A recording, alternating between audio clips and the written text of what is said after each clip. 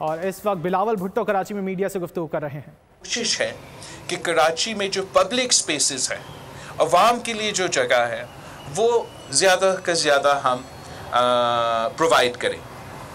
एक खेल के मैदानों की सूरत में, दूसरा जो पीपल्स स्क्वायर का कॉन्सेप्ट हमने इंट्रोड्यूस किया है, और फिर इस किस्म की जो पार्क्स है, जो सफारी पार्क्स है, इस किस्म की सूरत में हम वो ओपन स्पेसेस दें, वो पब्लिक स्पेसेस दें जो यहाँ के रहने वाले को वो इंजॉय कर सकते हैं।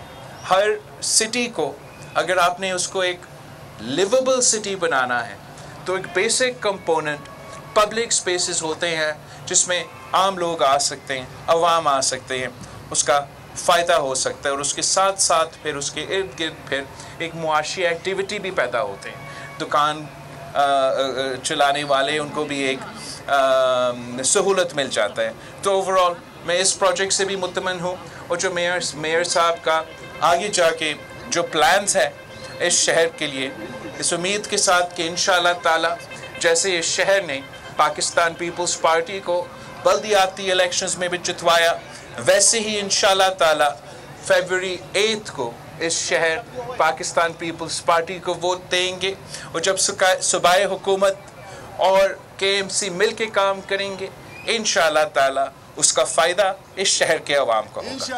आपका शुक्रिया। चेयरमैन साहब, ये बताएं कि आपने फ़ायदे की बात की। सिंधी में एक कहावत है कि जो है मजदूर करने वाला मजदूरी करे, हलवा खाता है मौलाना।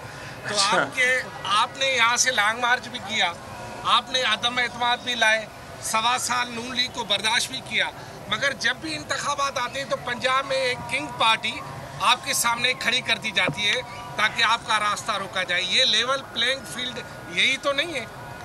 आपका सवाल का तो बहुत शुक्रिया। वैसे आप सही कह रहे हो, हमने बहुत मेहनत किया इनको वज़ीर आज़म बनाने में। वक्त का ज़रूरत था, मुल्क के मफाद और कौमी मफाद के लिए बहुत कुछ करना पड़ता है, और वो वक्त की ज़रूरत था। और वक्त की क्यों ज़रूरत है?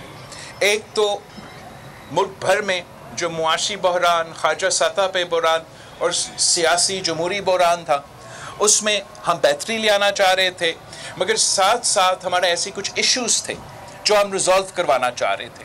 आपको मालूम है कि ख़ास तौर पे सिंध के हवाले से पाकिस्तान पीपल्स पार्टी अपोजिशन में रही है।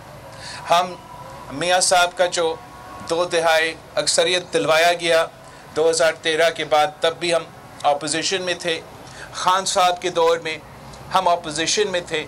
हमारे सूबे के हकूक़ पे डाके मारे जा रहे थे, वसाइल के लिहाज से हमें तंग किया जा रहा था, यहाँ तक कि हमारा NICVD और NICH को भी छीनने की कोशिश की जा रही थी। तो हमने उनके साथ होते हुए इस चीज़ का ज़रूर फ़ायदा लिया कि चाहे वो हमारा NICVD का हॉस्पिटल्स हो, वो वापस हमारे कब्ज़े में आ चुके हैं, चाहे वो हमारे सैलाब मुतासरीन को मदद दिलवाने की बात हो। उस सिलसिले में इसका फ़ायदा हुआ कि हम वफाक के हिस्से थे। वैसे उससे पहले भी 2020 में भी सैलाब आए थे, उस वक्त तो वफाक की तरफ से हमें बिल्कुल ही कुछ नहीं मिला।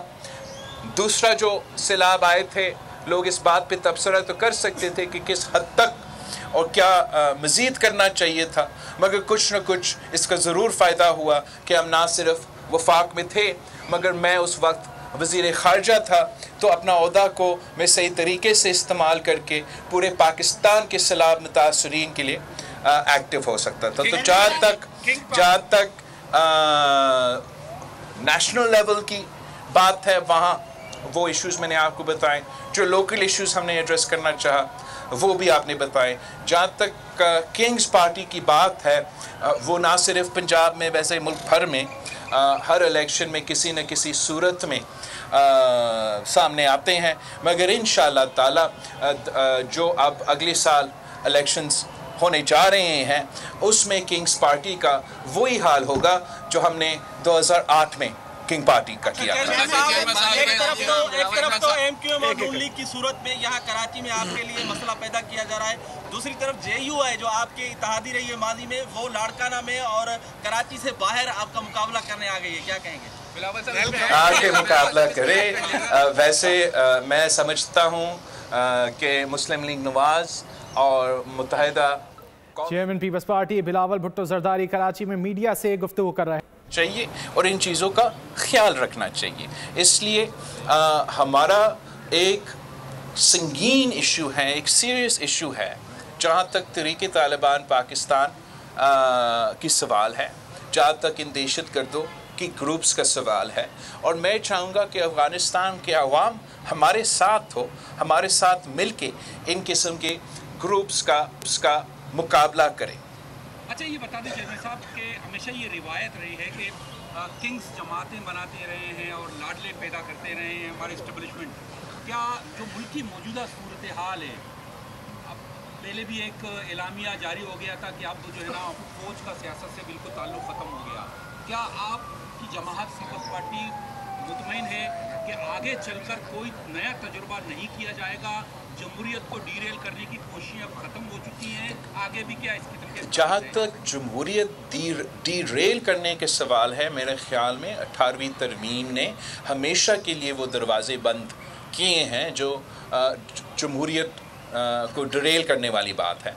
जहाँ तक लाडला की सियासत है और सिलेक्शन है, मेरा ख्याल में उसके लिए हमें मज़ीद जदोजहद करना पड़ेगा ताकि ये रवायत को हमेशा के लिए ख़त्म किया जाए और पाकिस्तान के अवाम पे भरोसा किया जाए, पाकिस्तान के अवाम पे ये एतमाद किया जाए कि वो ख़ुद फ़ैसला करें कि किसको वो अपना वज़ीर आज़म मुंतखब करना चाहते हैं। सवाल का जवाब दे देगा चेयरमैन पीटीआई को आप कहाँ देख रहे हैं इलेक्शन में और इलेक्शन के बाद कहाँ देख रहे हैं? चेयरमैन पीटीआई को अब देखते हैं कि इलेक्शन में क्या होता है। Thank you sir, thank you, thank you. Subscribe करें और बेल दबाएं ताकि कोई खबर रह न जाए।